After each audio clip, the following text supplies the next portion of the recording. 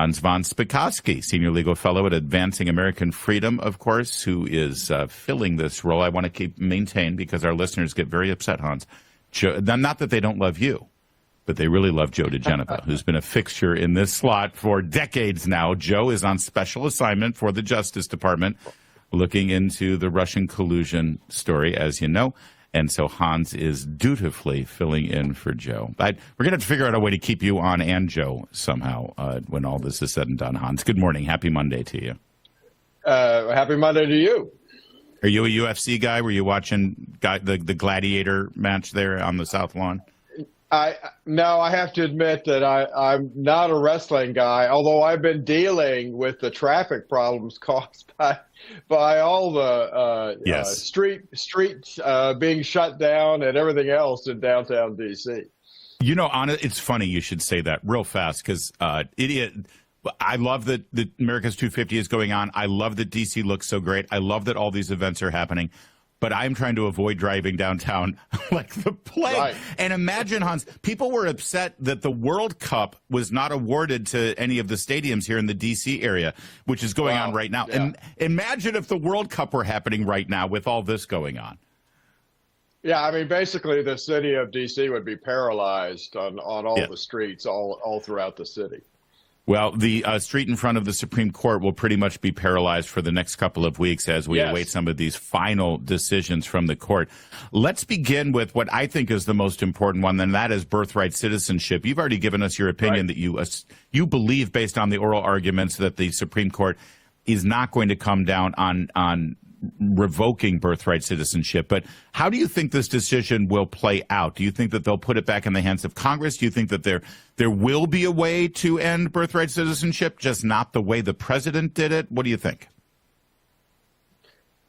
Well, if they come down against the president, then it may be up to a passage of a constitutional amendment to change it, because the federal statute on this just reflects what the Constitution says. So I think that would be a very unfortunate ruling by the court, and one that ignores what the original sponsors intended with the citizenship clause. What about this Trump v. Slaughter decision? This has to do with a woman named Rebecca Slaughter. She was a Democrat commissioner on the Federal Trade Commission. The president trying to replace her. I thought this was already adjudicated with the Sean Spicer decision, that the president, because this is what Joe Biden did. He went in and just cleaned house, fired everybody that the president had appointed, and the courts have affirmed that he had the right to do that. How is this different? Well, our friend Sean was on a commission that didn't have the kind of limitations that Congress has put on the power of the president to fire the heads of other agencies. The SEC, the FTC, basically federal agencies that have the power, the executive branch power, to prosecute you. And Congress now, for almost 100 years, has basically set up laws and regulations that give a president almost no supervisory power over the heads of those agencies. And Trump has challenged that, and hopefully the Supreme Court will come out and rule in his favor, because the 90-year-old precedent that said it was okay for Congress to do this, it's clearly unconstitutional. The president is the head of the executive branch. You can't limit his authority over executive branch agencies. Yeah, that seems pretty inherent to the Constitution. If Congress creates there's no such thing as a commission created by the legislative branch that then the executive branch doesn't have sway over. In fact, the executive branch nominates people for these commissions, right? Well, yeah, but that's the only power the president has. He then can't fire them except for cause, and that is a limitation the Constitution does not allow. Now, how does that, since you said fired for cause, that brings us to the Federal Reserve. This is Trump v. Cook, because the president moved to remove Federal Reserve Governor Lisa Cook for cause, because she got embroiled into allegations of misdeeds with regard to her mortgage application and other financial disclosures.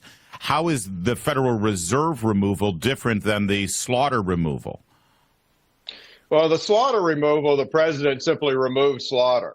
not complying with the statute that says you have to have cause before you can remove a head of the FTC. But with Lisa Cook, he actually cited the statute, and he cited her, frankly, misbehavior. So in that case, the only thing I think the court will do is did what she did wrong, does that fit within the misbehavior definition in the statute? So it's not. I see. It's not as important a case. I mean, the Federal Reserve is important, but it's not as important as the Slaughter case, which will affect many, many other federal agencies.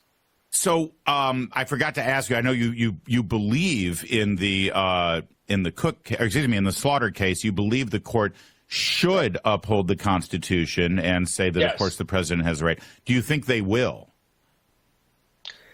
Well, the indications are yes. There have been several recent cases in which they clearly had been reconsidering that, like I said, 90-year-old precedent. And I actually think those cases indicate that they'll rule in favor of the president. All right, and that brings us to Cook. Getting them confused. Cook has to do with the president actually exercising the right based on cause. It seems to me if Slaughter comes down and says the president can remove people regardless of cause, that sort of makes the Cook case moot. Well, it could be, although the Federal Reserve has a weird structure that's not the same as all these other very direct federal agencies. Okay. And based on the facts at hand, how do you think the court's going to come down with regard to the Federal Reserve and Ms. Cook? You're going to get a split decision for sure, and I suspect that the president will win that. And they'll say it's up to the president to determine what is harm that fits within the statute. Gotcha. We're speaking with Hans von Spakovsky, and we're analyzing the decisions that should be rolling out in the next 2 weeks from the Supreme Court, some of the high-profile decisions that have yet to be announced. What about the campaign finance decision that's pending?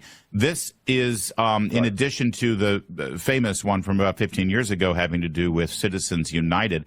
What's the distinction here? It looks like it goes beyond where Citizens United was with regard to coordination. Yeah, the Congress put in this limit on how much money a political party can spend in direct support of its candidates, where they actually coordinate with the candidates, which is kind of bizarre because, Larry, what are political parties created to do? To find, recruit, and support their candidates. But they had previously upheld this limit on how much money can be spent. They will have to directly overturn a prior precedent. Yeah, as you know, Chief Justice Roberts is often very reluctant to do that. But again, the trend since Citizens United has been greater deference to the First Amendment. So I suspect they might lift this limit. And again, it has to do, and that could be, by the way, a game changer for this election cycle, because the GOP, they're the ones who have been moving this, saying, listen, but GOP has raised all this money. We've got all this. We want to help our candidates for our party. It's not like some, super PAC or with anonymous God knows what. It's the Republicans wanting to help other Republicans. That seems like it's a no-brainer, and that could very well help Republicans going into these midterms. No, that's exactly right. All right. We've got a couple of more decisions, some big ones, including birthright citizenship and transgender athletics, and also Election Day and when to count votes, which I know Hans feels very passionately about. Hans, can you stick with us for one more segment to talk through these decisions? Happy to do so.